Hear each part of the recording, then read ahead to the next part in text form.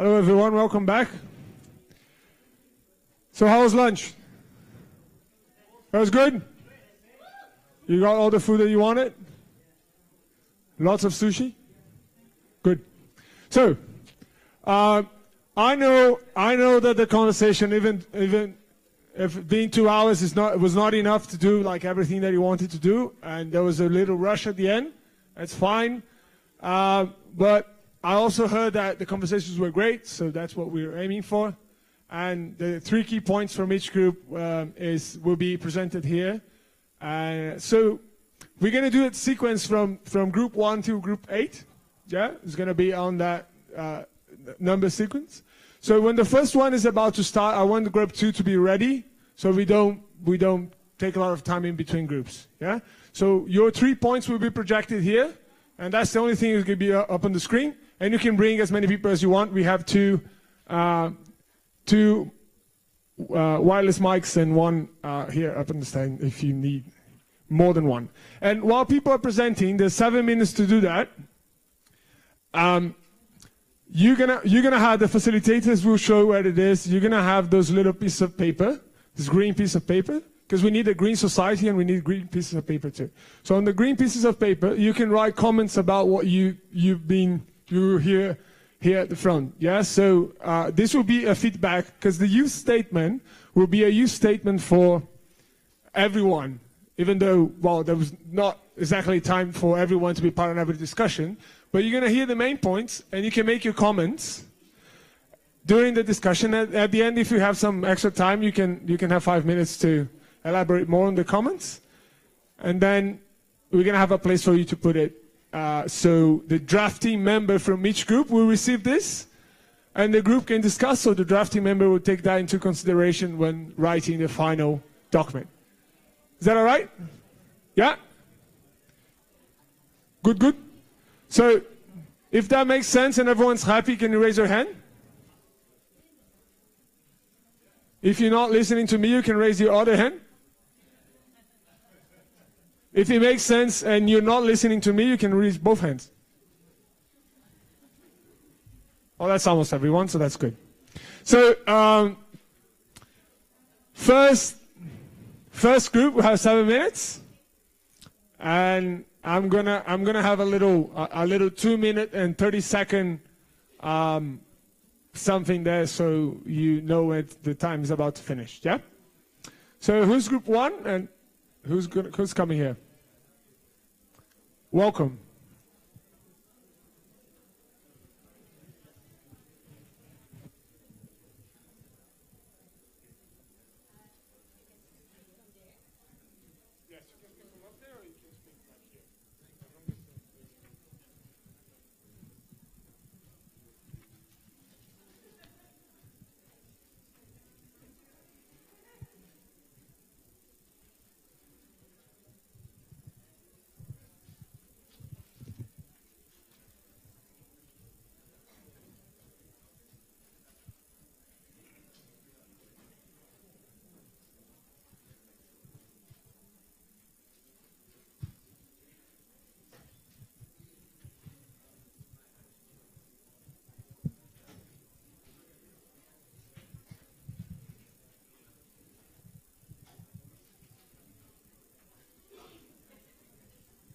All of you have to predict which one is our first recommendation.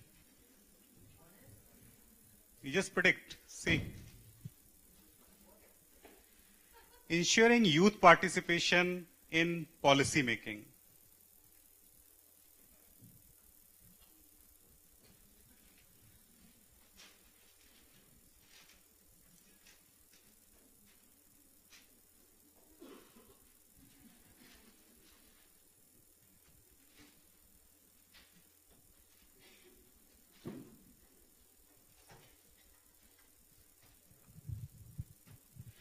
Ensuring participation in policy implementation, critical evaluation, evidence-based monitoring.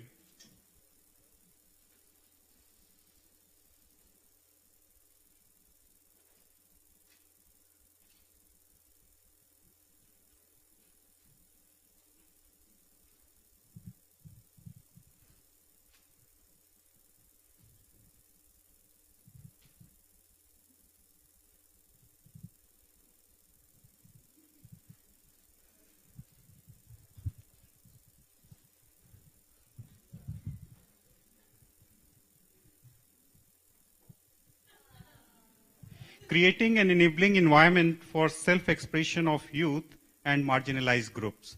So this is what we have decided to demonstrate our recommendations before all of you.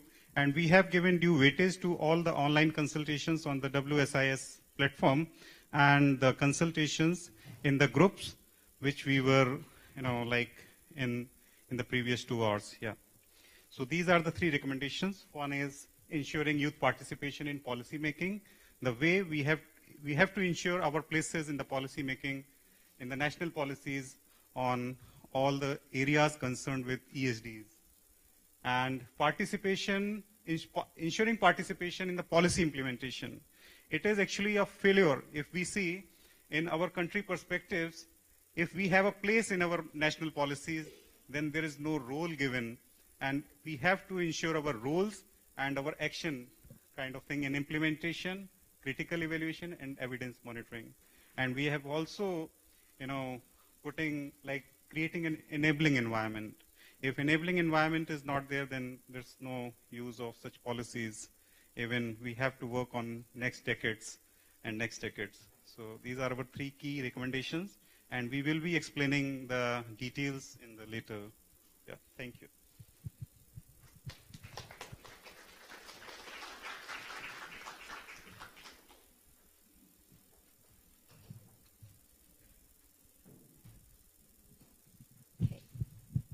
So while Augusto is coming back, let's have group 2.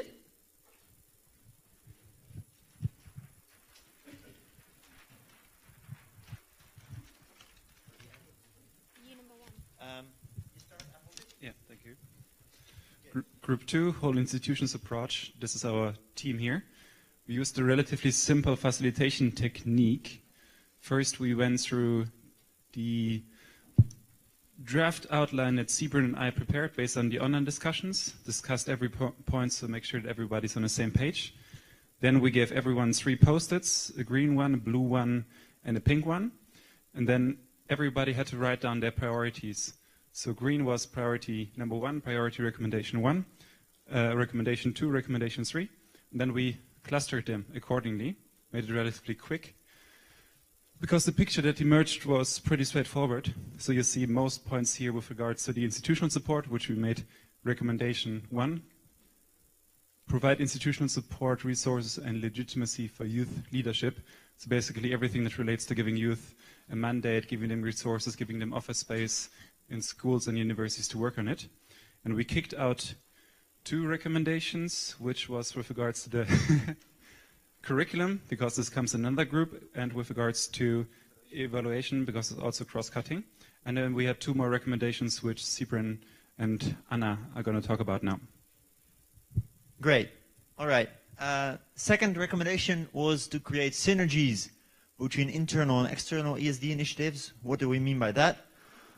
That if you have a whole institution approach, you want to involve everyone. So you want to integrate efforts across departmental and community boundaries. This requires that schools, universities, and colleges create spaces for co-creation, partnership, and learning between pupils, students, and staff. And second, it also means that you cooperate with actors outside the education system to make sure that, what was already said this morning, that we educate for sustainable development instead of make sustainable development part of education. Okay, and then finally we thought about the fact that with educational institutions, and obviously that's in structured education, but also in institutions like NGOs which are doing informal community education, that all the education institutions and communities that are working towards sustainable development need to practice what they're teaching. So it's fine suggesting in the curriculum that the students and their research need to be sustainable, and also that the actions of the people that are being taught need to be sustainable. But if the operations and policies and procurement of these institutions aren't sustainable, then it's hypocritical. So we need to make sure that they're leading by example. Okay, thank you. Thank you.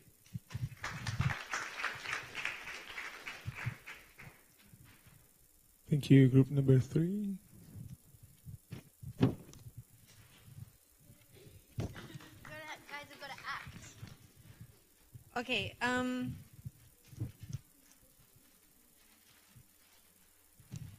So the first recommendation that we had within this category was shifting from topic-based education to process-based learning, looking at competencies and skills development as opposed to topic-based assessment. And then looking to evaluate these based on locals' perspectives and moving from test-based evaluations to evaluations based on progress. And so within that, which we know is quite long and we're going to cut it down, we're talking about the importance of more participative, active learning. So that was a really common theme that came out. Having the learning framework shift then from what we're looking at where you become experts and specialists based on topics to having youth and the students develop the skills that they need to actually move forward in an information-rich age, but where we need to be maneuvering within that space in a more intelligent way. So the critical thinking skills, the analysis skills, the communication collaborative skills. The second one is fostering the emergence of learning communities that provide safe spaces for the development of sustainability facilitators. So really looking at how we shift from this concept of the traditional educator and trainer into a facilitator that has more of a co-learning environment. So less of someone here and all the rest of you there, and into more participative processes again. We had a great phase which was think locally, act globally, and looking at how these learning centers can actually, that the context and the content that's given through the sustainable education is actually really locally, specific locally. So rather than having kind of the content coming from on high, it's the processes, and then the content is driven locally based on the issues, and also pulling in local wisdom and traditions that can help inform those policies. The third one is diversifying support mechanisms to ensure a long-term commitment towards the co-creation of locally sustainable networks. And where we want to go, our intention to go with this is looking at having, instead of a traditional relationship of I'm receiving funds and I'm giving them, and it's a kind of a one-way directive of how that should then be evaluated, looking at mutual and collaborative funding mechanisms, a relationship that says we're going this way together in the same direction, and having evaluation assessment criteria that again are locally defined and contextually appropriate, and emerging relationships that recognize that the work we're doing is unfolding, it hasn't been done before, and therefore we need to have innovative funding mechanisms that also allow us to move forward into that space.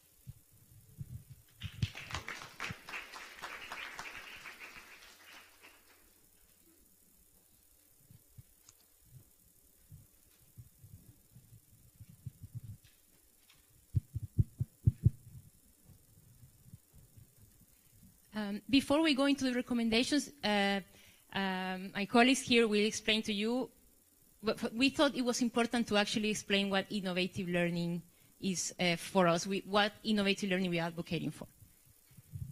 Konnichiwa. So we wanted like a recommendation number 0, but we couldn't put it. So what's our innovative approach is it's based on how to transform traditional knowledge in a more living kind of way of learning. And how we proposed to do this was to direct our efforts, our education towards a model where you learn throughout your heart, throughout your mind, and throughout your hands. So it's like the Triple H approach, hearts, hands, and mind. No, it wasn't mind. That doesn't have that was head. You didn't tell me anything. So head, hearts, and hands. So that's how we think all these 3 different ones are meant to approach to this effort. We talked a lot about different examples, from e-learning to gamification to students creating their own education, and we found that the basic thing that we want to achieve, which is what Marcello said, is going from old school education to so going from the transmissive one-way education to collaborative, transformative, co-created education, where you have from one style of teaching, which is just taking in knowledge, to a way of learning that is concerned with the whole person. So you have different ways of knowing and different ways of learning. And through innovative approaches, we can educate ourselves more fully. Okay, so after we discussed the different alternative learning programs we are involved with, we found out that some of the challenges, we share them, and all of these innovative ideas that we have been working on have a lot of potential. So our recommendations are basically we need to take them seriously. We need to take this innovative learning seriously, and this is a message to all different actors, from UNESCO, from government, from RCE, from youth groups, from youth leaders. So our recommendations are basically to make this happen and to take them seriously, to slowly mainstream them and be taken into consideration as a new way of learning. So the first one is about opening arenas to capture and share innovative learning approaches from different contexts and actors. And this one is aimed towards international organizations, for example, towards UNESCO, towards governments, towards regional organizations like RCE, to open arenas for actually youth groups or people like Alexander, for example, bring his game into for example, a competition, an online platform, a call for projects that is diverse enough, so it's open for different types of innovative learning, and that also reaches different geographical contexts. So this is not just one call for the whole world. It needs to also embrace this diversity of different learning approaches.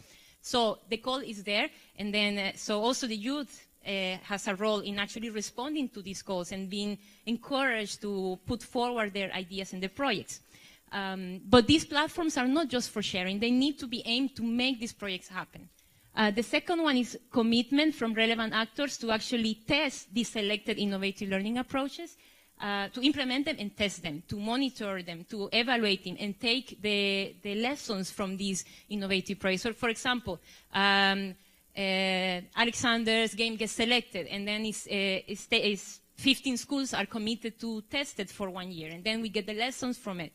And then, then we have the third one, which is actually once the game has been refined, we need to make sure that it's accessible to all, and that is slowly mainstream as another way of learning, so people can actually be aware of it, but also be able to implement it and be part of the learning part. And I think this one is aimed at international donor organizations that need to take seriously as well this type of alternative learning, innovative learning. There needs to be a commitment from the government as well to take it seriously and to include it as part of their funding and programs. There needs to be commitment of even community-based organizations that implement it, and then they could share it with other community-based organizations that are sharing the same context and same problematics. So this one is more encompassing commitment at different levels. So yes, I think this is more our ideas. I don't know if you want to add something. Just quickly to summarize the main points on what the innovative learning proposed is based on is A, open source collaboration, B, direct implementation and direct testing and immediate feedback afterwards, and C, let's say, not the top-down approach, but more horizontal one, where the learners, the consumers of learning, of knowledge, actually become prosumers, like the producers of their own learning programs and the consumers of the knowledge.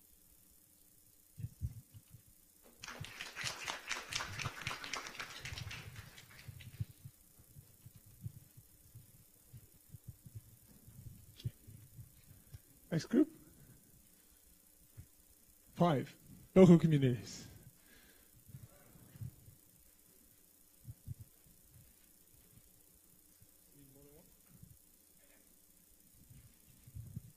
Good afternoon, everyone. We're from Group 5, and we look at 3 strategic recommendations. The first one being the promotion of ICT-based community learning initiatives. Secondly, we focused on community-based approach.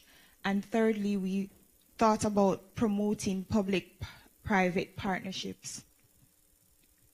So to add on the promotion of ICT-based community learning, I would like to show one of the projects which I'm involved and I'm managing. there's a short 1-minute video which we would like to show you all. In Sri Lanka, many take on odd jobs for a living. Without proper education, better job opportunities are closed, especially to those in rural areas. In collaboration with the Ministry of Education, Dialogue Asiata launches the Digital Bridge by providing educational programs through satellite television. Almost 500,000 rural students gain access to a new world of knowledge.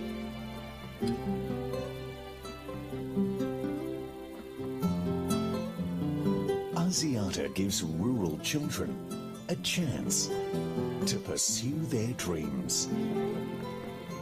Asiata, advancing Asia towards a better, brighter future.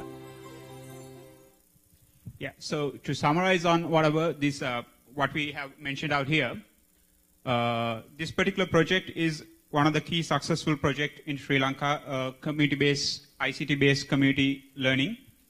This particular project also targets multiple layers of community, from kids from 5 years old to adults, basically up to age of 40. And it has programs for primary kids, school children, as well as professional and personal education programs, as well as green initiative programs are also targeted. And the second thing is it's also private-public partnership. The project is funded by a private organization, and it's operated by the Ministry of Education, the government authorized body. Judy, you can add. Okay.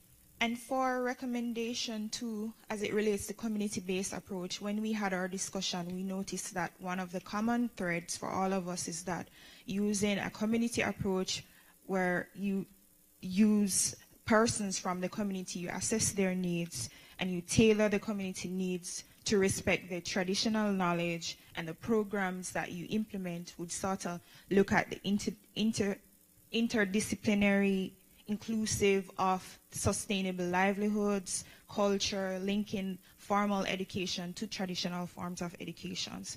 And these programs can foster multiple effects, including environmental leadership programs and ownerships of these programs for the communities. So that was a common thread for discussion, for recommendation 2. And for public and private partnership, a common problem that we noticed was that persons within our communities from our respective countries, they became somewhat uninterested in some of the programs because a lot of persons were doing the same thing, so they become frustrated. And so we thought that establishing public-private partnership would ensure that there's no reinvention of the wheel, but there's some sort of continuity, and that projects actually get implemented, and that there's a focus on financing and funding these sort of projects to show persons that things are actually happening. So these are our ideas from Group 5. Thank you.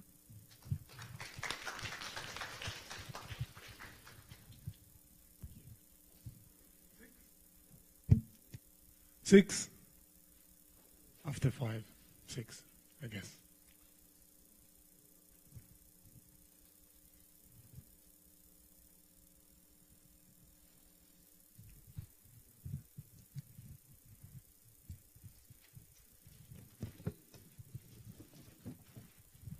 Okay, we have 3 slides, don't judge.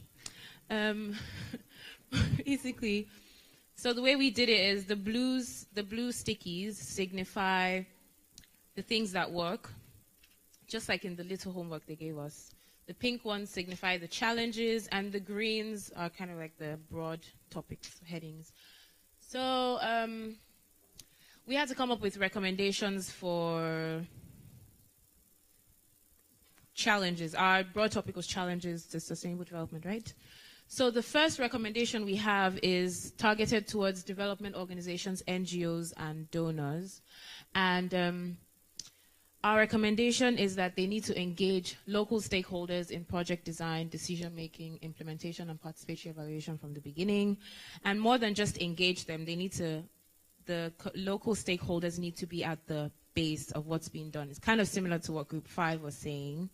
And we also discussed how many projects have failed in the past from international organizations because it's been the West or international development organizations imposing their ideas without necessarily taking into account the contextual specificities or the characteristics of different contexts. There is no one size that fits all in sustainable development, and that applies to ESD as well. And we also discussed how we must not romanticize indigenous knowledge. So while indigenous knowledge is great and we need to involve it, it's not as if it's the ultimate solution. It has its problems too, but we need to take these into account so that they can work. Yeah. Our second recommendation was to the academic community. Basically, we noticed that one of the main problems was communication and making the message relevant to many different interest groups. So we suggested starting at a very young age. We realized that children are taught a lot of values like responsibility and respect, and we thought that environmental protection could be one of those values. So we want to incorporate experiential and outdoor education models that would help them develop a connection with the natural world, as well as environmental ethics into early childhood education, and then also target other learning styles and academic disciplines when we're talking about climate change, so that's not only within a limited sphere of environmental science, but also could be incorporated into, for example, like engineering, or it could be incorporated into business or the humanities and the arts. So for the third point, I'm going to read what we wrote, and it's for all stakeholders, and then I'm going to go into what we're talking about into a bit more detail. So for all stakeholders, develop adequate impact evaluation frameworks and technological tools that can guide and encourage future resource allocation, as well as long-term sustainability and community resilience. So when we're talking about long-term sustainability, well, we're thinking about a lot of development projects today. They have a 5-year, and if they're lucky, maybe a 10-year focus. And when we're talking about a lot of the design for certain projects, what we have in mind is 30 years, 40 years, 50 years down the line. If we're talking about road rehabilitation or building of bridges, you need to keep in mind climate change events that could happen down the line. We also had in mind practical challenges. So, funding is a big issue. How do you overcome the short-term funding cycles for projects? And what we thought of was developing indicators that can be used for targeted funding down the line. So indicators that can be used once a project is finished and once certain objectives have been met. How can indicators be used for other projects? How can those be shared down the line for future funding? And we wanted to also include language regarding resilience because a lot of communities that are targeted today, on the surface, they may be doing well. But when we're talking about resiliency, we're talking about a community's ability to react to certain events. And so if a community is vulnerable right now, they might not be showing those vulnerabilities. So how can you shore up a community's ability to respond to potential hazards down the line? So those are the points we had in mind. Yeah, sure. Okay. There's another important point that we missed. So in terms of local context, another important point we raised was using the local priorities to shape your ESD agenda. So for instance, religion is an important part. Some of our group members were talking about how there are organizations that target religious groups to help them with their message. So if you go to imams or you go to pastors or you go to priests, they have a certain reach that you probably don't. And a lot of people consider their religion as like a valid source of information. So if you're going through these media, then it's easier for people to get a better understanding of the message as opposed to what they would have done otherwise. And also language barriers, it's important to always translate information in a way that's understandable to people and in forms of communication that they're most convenient or comfortable with. Yes. Thank you. Thank you. Thank you. 7.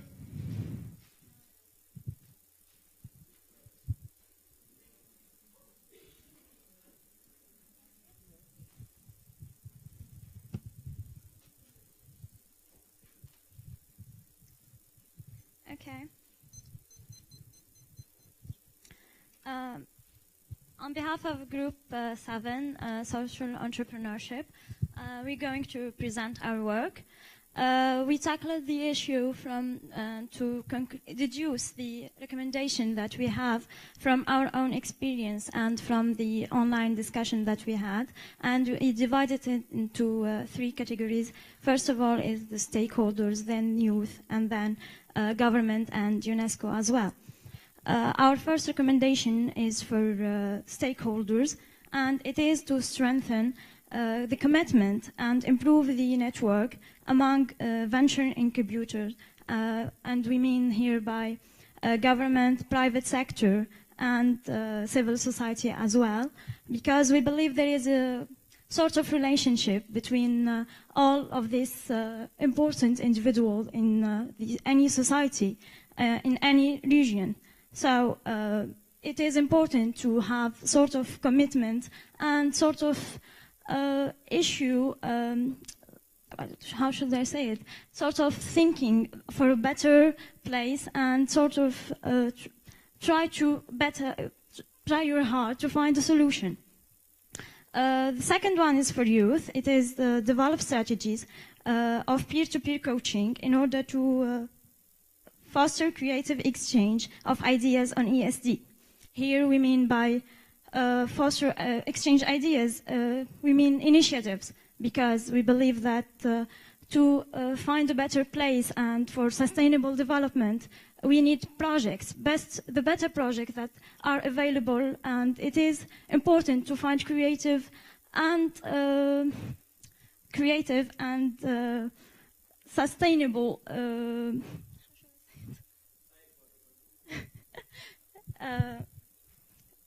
sorry. Let me help her. I think the second one is to say develop strategies for peer-to-peer coaching in order to foster creative exchange of ideas, because there are different types of approach, bottom-up and up-bottom. So in this case, we are more targeted to the youth, and one and the best approach is to make users to learn from each other. So peers talk and share experiences more than learning from the others. That is the basic idea of the second one. And the last one is the group, yeah? I'm coming to the third one.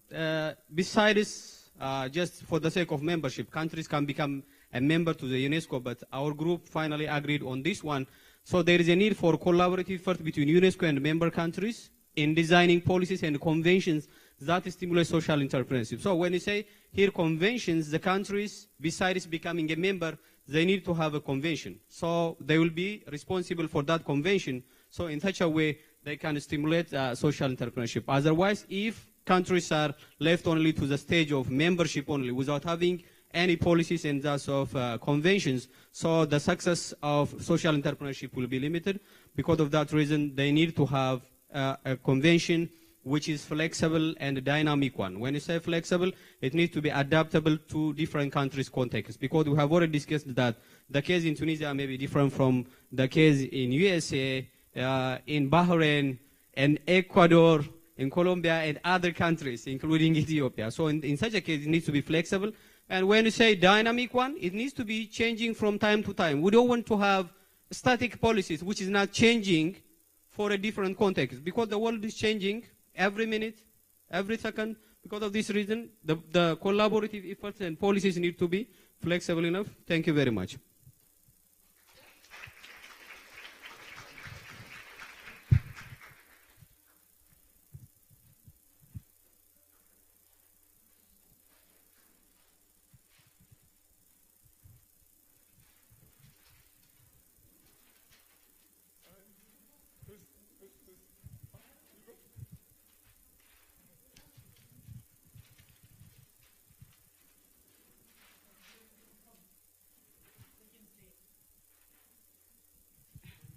Okay, thank you very much.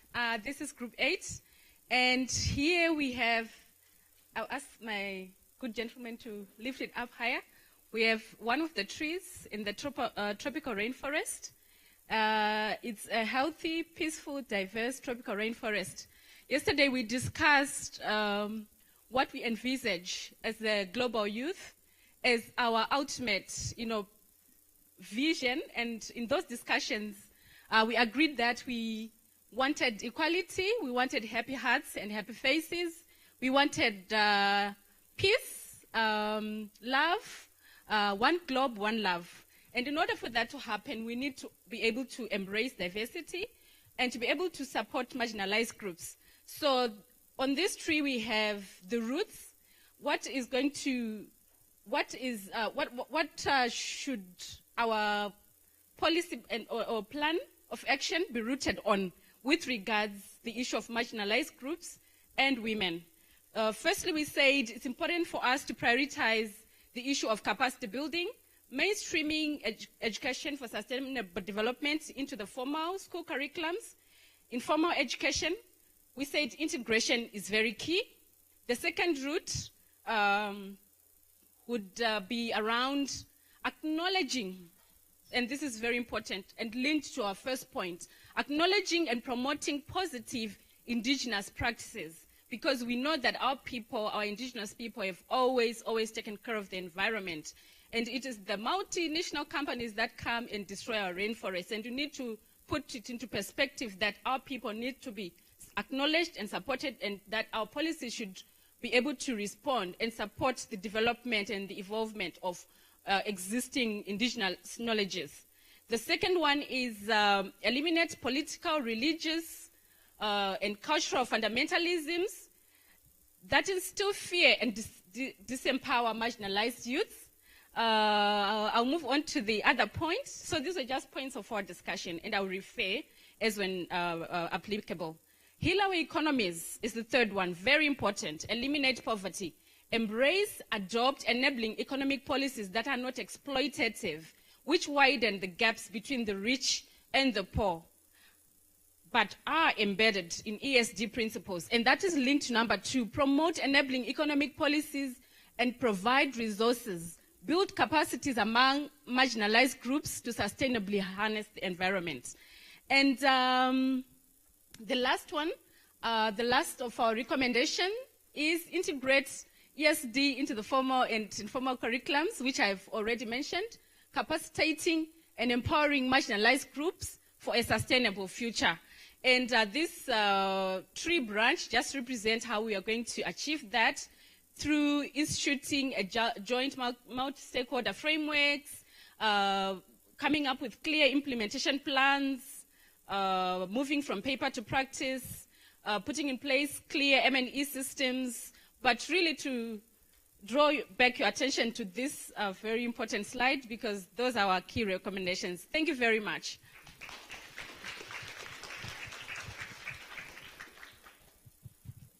Thank you everyone. So now we had the presentation of the 8 groups. So we will take some time, now it's 2:37. So we will take some time to about 5 minutes, so you have time to take one of those papers or some of those and write, so you can write comments on what you've heard, and then we're going to share to different groups. And also to stretch a little bit, walk around if you haven't had water or coffee, I think or tea or something, there's some refreshments down there. So we're gonna have a little bit of free time, including the writing of this paper.